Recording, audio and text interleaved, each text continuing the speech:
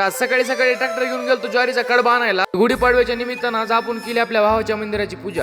आमरा मित्रांनो सकाळी सकाळी लवकर उठलो बघा, कारण आज आपल्याला जायचं होतं ज्वारीचा कडबा आणण्यासाठी. काय काढलं बघा ट्रॅक्टर आणि निघालो आपल्या शेताकडे. चलो बघा शेतात, पण पहिल्यांदा आपल्या ज्वारीचे पोते आपल्याला आपल्या ट्रॉलीत टाकून घ्यायचे होते. पोत्यांवरलं चवळ वगैरे काढून घेतलं आणि ते टाकून घेतले आपल्या ट्रॉलीमध्ये. काय केले बघा, ज्वारीच्या पेंड्या भरायला चालू. अगोदर तर मीच देत होतो, नंतर पप्पांना म्हणलं आता तुम्हीच किती दिवस करणार आहेत, मला पण थोडं शिकू द्या. काय मी गेलतो बघा वरी कडबा रचण्यासाठी. ते म्हणतात ना मित्रांनो, ज्याचं काम ज्याचे त्याला जमते. मला काही जमलं नाही बघा ते घ्यायला वरती. आपल्या कडब्याच्या पेंड्या थोड्याशा जास्त होत्या, त्याच्यामुळे पप्पालीच रचा म्हणलं थोडं. निम्याच्या वर तर ट्रॉली भरली. मी नंतर थोडासा घेतला बघा ब्रेक, कारण तहान खूप लागली होती. मी थोडंसं उभारलो होतो तेवढ्यात दिसल्या बघा ह्या काळ्या चिमण्या. चिमण्यांना बघून तर असं वाटत होतं की ह्यांची राख तिच्या अंगावर नेऊन फेकावी, पण कुणाच्या अंगावर फेकायची मित्रांनो कुणी नाही. तर शेतकरी म्हणून जमत नाही मित्रांनो, त्या शेतामध्ये कष्ट पण करावं लागतं. हे तर काहीच नाही हात, ह्याच्यापेक्षा बेकार हात होते. झाला बघा आपला ज्वारीचा कडबा भरायचा. आपल्या आजोबा पण आले, नंतर आपल्याला थोडीशी मदत करू लागायला. माझ्या आजोबांचं वय चांगलं 90-95 झालंय बघा, तरी आमचे आजोबा अजून मस्त हेल्दी आहेत. हीच आहे बघा आपल्या जुन्या लोकांची ताकद. झाल्याच्या नंतर मी निघालतो बघा घरी. रोडला तर आलतो मित्रांनो, वाहन एवढे झाले 10-15 मिनिटं तर मला रॉंग साईडनं चालावं लागलं, कारण मला क्रॉसच करू दिलं नाही. नंतर म्हणलं जी होईल ती होईल, केली क्रॉसिंग आणि आलो आपल्या साईडला. सगळ्यांना तर माहितच असेल, हा आहे Kej Ambajogai highway. National highway असल्यामुळे ह्या रोडला मुंगीवनी वाहन वागतात बघा, नीट बघून क्रॉसिंग करावं लागते. आता